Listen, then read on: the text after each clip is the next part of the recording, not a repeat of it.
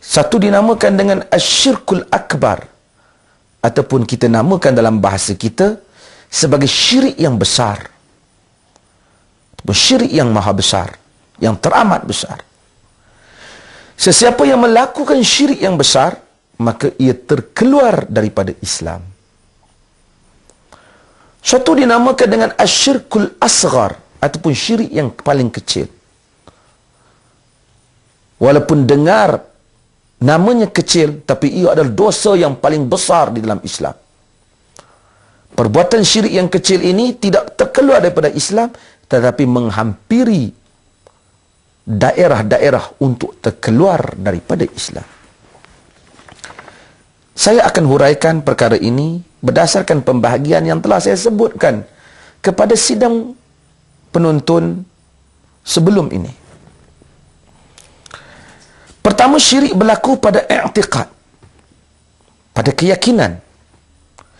Seperti seseorang berkeyakinan dalam masalah ketuhanan, kekuasaan selain daripada Allah wujud, dapat menghidup dan mematikan, memiliki, berkuasa sama seperti Allah. Ini wujud. Inilah yang dilakukan oleh banyak di kalangan pengikut-pengikut agama lain. Mereka percaya kepada unsur-unsur yang bukan-bukan, sehingga mereka percaya di angkasa ada kuasa-kuasa yang tak dapat ditandingi oleh kuasa Tuhan pun. Dan kadang-kadang terbawa-bawa keyakinan ini. Kadang-kadang percaya kepada nasib, percaya kepada sial majal. Seakan-akan sial majal itu penentu, penguasa yang boleh menentukan untung rugi, mengatasi ataupun seiras ataupun seimbang ataupun sama dengan kekuasaan Allah Subhanahu wa taala. Kedua, di dalam i'tiqad ini kadang-kala manusia beriktikad di sudut ketuhanan ataupun hak pengabdian diri kepada Allah itu dicampur adukkan dengan yang lain. Seperti mereka taat, mereka menganggap adanya pihak lain yang boleh kita taat sama seperti Allah Ta'ala. Ataupun adanya pihak lain yang boleh menghalalkan ataupun mengharamkan sama seperti yang Allah Ta'ala halal dan haramkan. Bila Tuhan kata haram, orang lain kata halal, kita kata yang ini pun boleh. Kan dia pun mempunyai kuasa menghalal dan mengharamkan. Keyakinan yang seperti itu mengeluarkan seseorang daripada Islam. Kerana kuasa menghalal, mengharamkan ada kuasa Allah Subhanahu wa taala. Sebab itu orang-orang ahlul kitab, Yahudi dan Kristian dianggap sebagai melakukan syirik. Mereka itu ittakhadu ahbarahum wa ruhbanahum arbaban min dunillah. Mereka menjadikan padri dan pendeta sebagai sekutu-sekutu selain daripada Allah. Kenapa? Kerana mereka itu apa yang padri halalkan, Tuhan haramkan, mereka terima penghalalan padri, mereka tolak apa yang Tuhan haramkan. Apa yang Tuhan halalkan, padri haramkan, mereka terima apa yang padri haramkan, mereka tolak apa yang Allah halalkan. Sesiapa yang memberikan kuasa menghalal dan mengharam setelah Allah Subhanahu wa taala menentukannya dan beriktikad itu betul, maka ia telah melakukan syirik kepada Allah Subhanahu wa taala. Di dalam surah Asy-Syu'ara ayat 97-98 Allah menyebut, Tallahi in kunna lafi dhalalin mubin idh nusawwikum birabbil alamin. Ini orang-orang kufar. Di akhirat kelak, demi Allah, sesungguhnya kami dahulu di dalam kesesatan yang nyata apabila kami menyamakan kamu dengan Tuhan semesta alam. Di dalam bahagian i'tiqad ini juga, syirik boleh berlaku apabila seseorang meletakkan nama-nama, keagungan, sifat-sifat tertentu kepada selain daripada Allah Subhanahu wa taala dalam keyakinannya. Umpamanya di dalam ajaran golongan Syiah yang melampau menganggap para imam mereka, para pemimpin mereka mengetahui yang gaib, mengetahui apa sahaja, apa yang ada di langit dan di bumi diketahuinya. Di Malaysia kita dahulu, Mereka yang mengikut ajaran ayah Pin, menganggap ayah Pin mengetahui apa-apa saja. Ini menyamakan dia dengan Allah Ta'ala. Di kalangan pengikut-pengikut tarekat yang sesat, menganggap wali-wali ataupun guru tarekat mereka mengetahui yang ghaib, mengetahui yang zahir dan yang batin.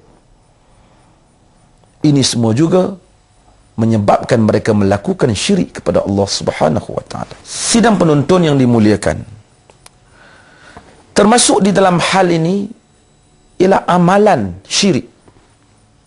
Apa amalan syirik? Amalan-amalan yang membawa pada syirik ialah amalan yang menyamakan kedaulatan Allah Subhanahu wa Ta'ala dengan selain Allah. Contohnya, menyatakan tangkal dan mentera boleh memberi kesan dengan sendirinya atau menunaikan hajat. Ini sama. Kenapa kau selamat? Aku selagi mana ada tangkal ni, aku akan selamat. Aku selagi mana aku pakai mentera ni, aku selamat. Jika dia percaya bahawasanya mentera itu memberikan kesan dengan sendirinya, maka dia telah melakukan sekutu kepada Allah Subhanahu wa Ta'ala. Kerana Allahus Samad, hanya Allah tempat bergantung. Apabila ia melakukan demikian, dia syirik. Syirik itu ialah syirik akbar, syirik besar, dia murtad. Tetapi jika dia memakai tangkal, seperti mana kebiasaan setengah masyarakat kita, lahirnya anak, dipakaikan di tangannya tangkal hitam atau benang hitam. Kita tanya, kenapa buat demikian Pak Haji? Kenapa buat demikian Makcik? Dia kata, kita ikhtiar. Allah Subhanahu wa Ta'ala juga yang menyelamatkan. Ini suatu ikhtiar.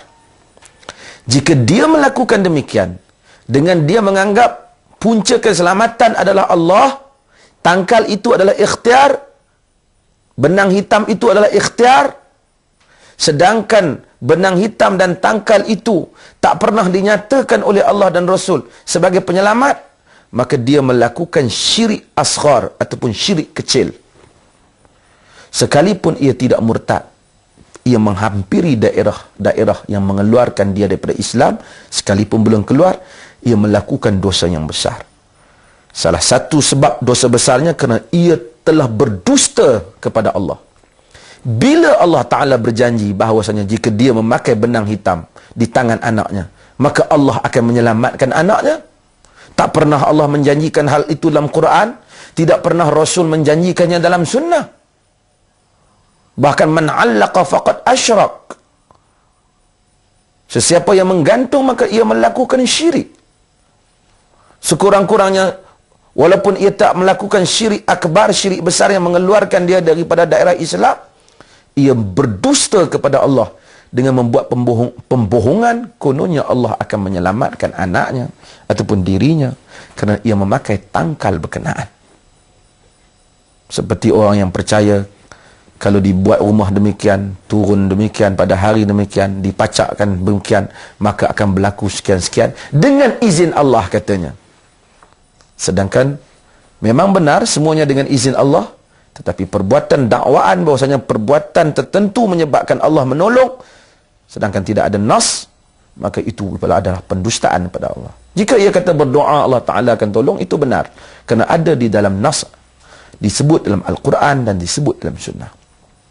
Tapi Quran tidak pernah menyebut tangkal hitam di tangan menyelamatkan anak daripada syaitan. Yang menyelamatkannya ialah bacaan, sebutan yang menyeru nama Allah Subhanahu wa Ta'ala, yang meminta dilindungi seseorang daripada bahaya atau penggangguan syaitan. Dalam amalan juga menjadi syirik apabila orang mensyirikkan Allah dalam ibadah. Seperti ia sujud, ia rokok kepada selain daripada Allah Ta'ala. Siapa yang membuat demikian, maka ia menjadi kufur ataupun ia menjadi syirik. Kerana hak sujud dan rokok dalam erti kata ibadah hanya kepada Allah Subhanahu wa Ta'ala.